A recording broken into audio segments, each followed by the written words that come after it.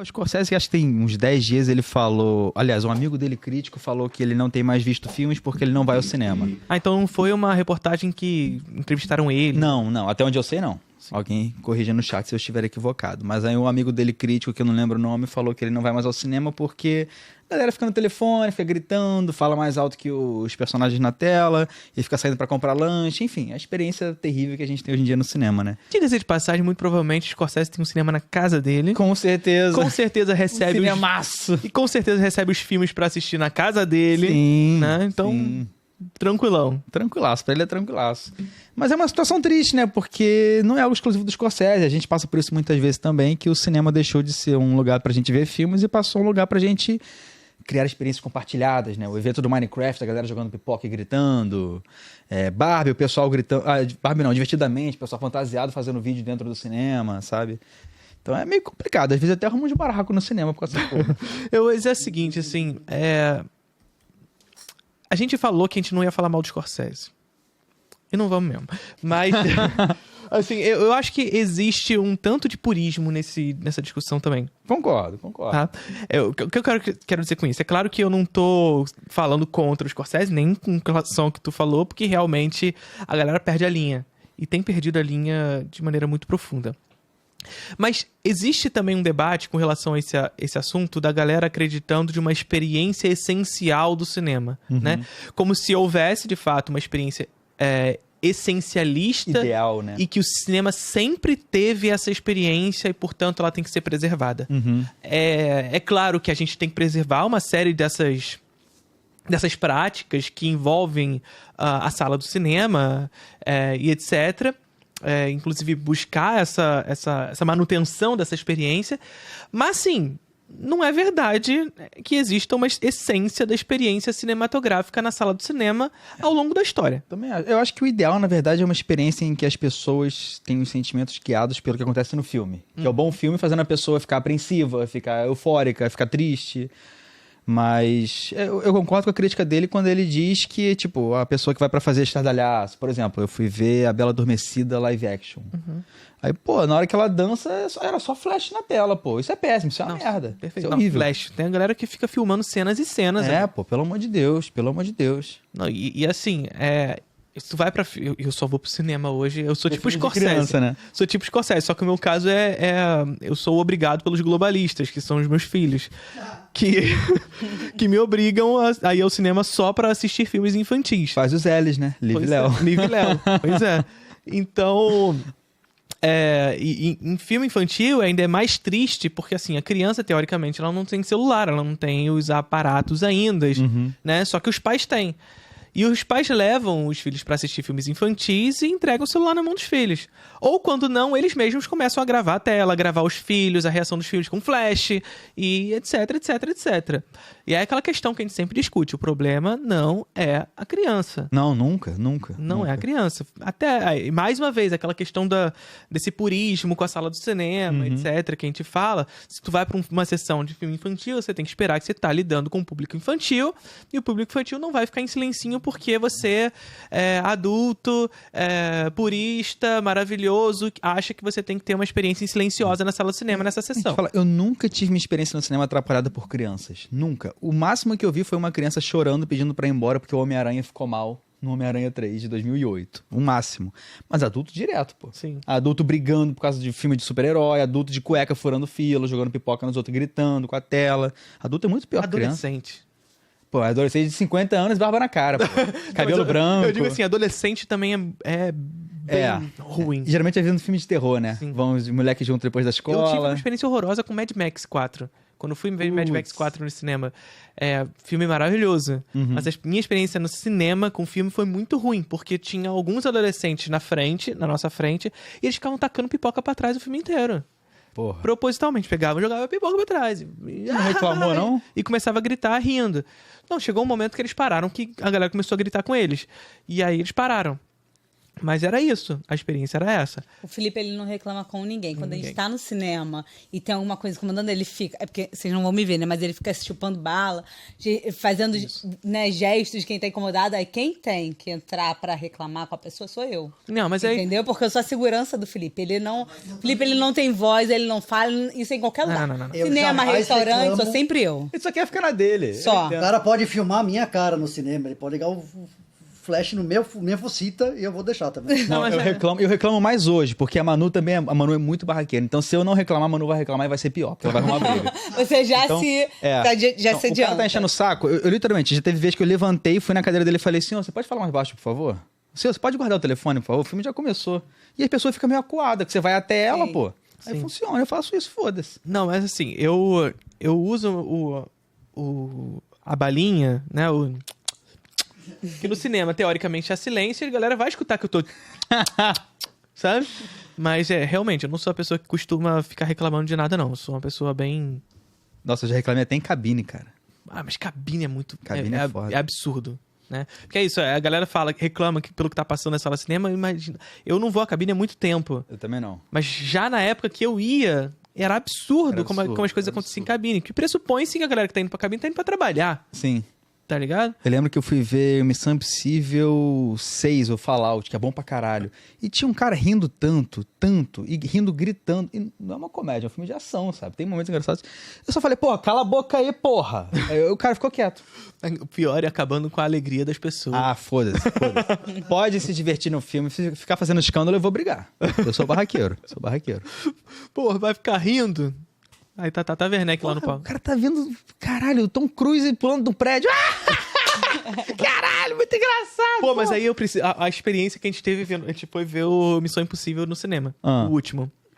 Filme legal, pá. Só que assim, a gente até falou sobre ele que quando a Martina Giovanetti estava aqui, né? Aham. E o filme é literalmente o diretor dobra a aposta total. Uhum. O diretor, o Tom Cruise, dobra a aposta total de tudo, tá ligado? Porque Missão Impossível é literalmente sobre uma missão que é impossível e a gente ter a fé que o Tom Cruise vai superar tudo que ele vai fazer. Só que no Missão Impossível 8, ele dobra a aposta em tudo e o que existe é uma ameaça nuclear global comandado por uma inteligência artificial onde só os Estados Unidos podem salvar o mundo.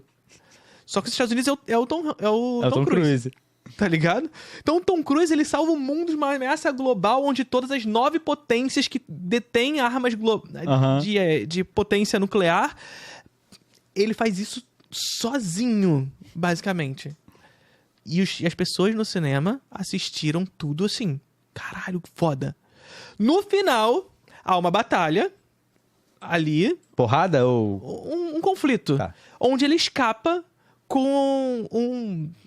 Como é que é o nome? Paraquedas? Paraquedas. Só que o paraquedas ele não abre direito, pá, todo aquele negócio. E aí no final ele cai no chão e aí o próximo plano é ele saindo debaixo do paraquedas. E a galera... Ah! Aí eu, porra, tá de sacanagem que o cara salvou o mundo de uma ameaça global de 9 países soltando bombas nucleares e você tá achando que é impossível o cara sobreviver de um paraquedas. É disso que vocês estão reclamando. Cara, é que nem Indiana Jones. Tipo, o cara tá lá numa caverna, num carrinho que tem um trilho assim. Aí tem uma parte que não tem o trilho. Aí o carrinho pula de um trilho e cai no outro. Aí pronto, começou a mentirada. Amigo, a meia hora ele tava tirando o coração do peito de um cara. Tá ligado? Porra! A mentirada não começou agora. Cara, tem uma piada do Abner Henrique, que já veio aqui no Desencontros, inclusive, que ele conta sobre a avó dele. Ah. E aí, a piada era, tipo, a avó tá vendo Carros, né? O filme, Carros, a animação. E aí, os carros estão fazendo, pá, elas acontecendo as coisas. E aí, de repente, a avó dele faz... E ele, que foi, vó? Carro nem fala. Porra, é isso, tá ligado? É o Tom Cruise, porra. Caindo de um paraquedas. O cara acabou de salvar o mundo de uma cena nuclear.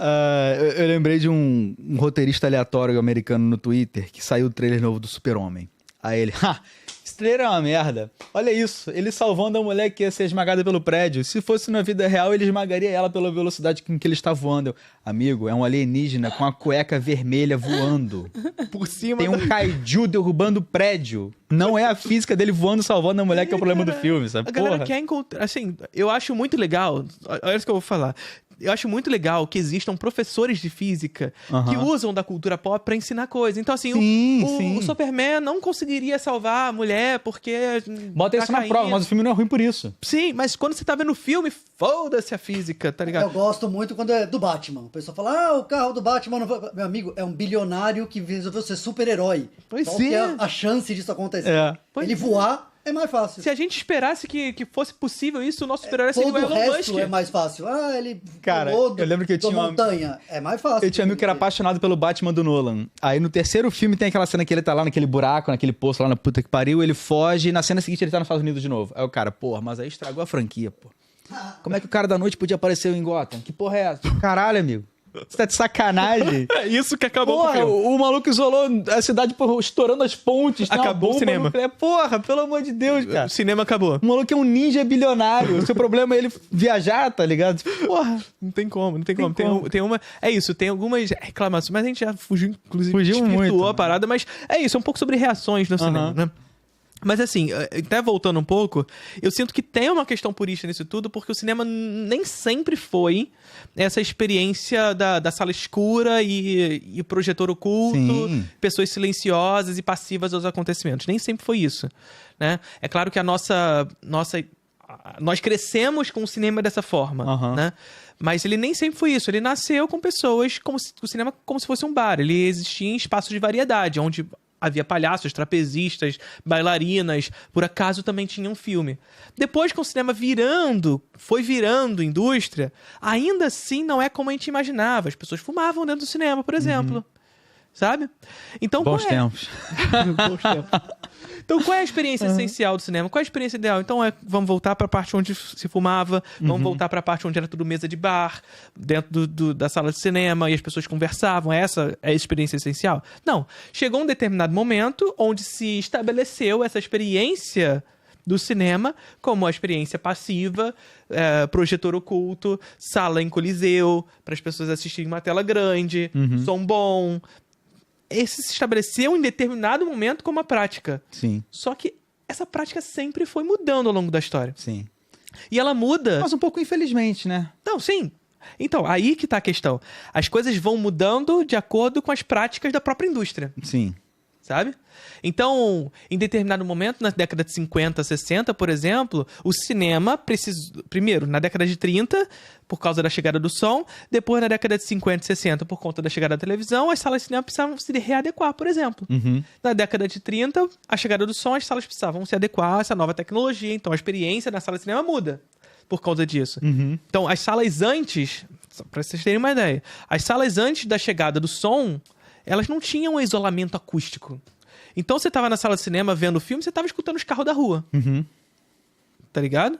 Porque você não tinha esse isolamento acústico. Chega o som, você precisava readequar a sala. Primeiro, para receber essa tecnologia. Segundo, para que não haja o escapamento do som e a entrada do som de fora para dentro. Na década de 50 em diante, por conta da chegada da televisão, chega o CinemaScope, chega as tecnologias de colorização e etc. As salas de cinema precisavam se readequar mais uma vez e um novo tipo de público é estabelecido.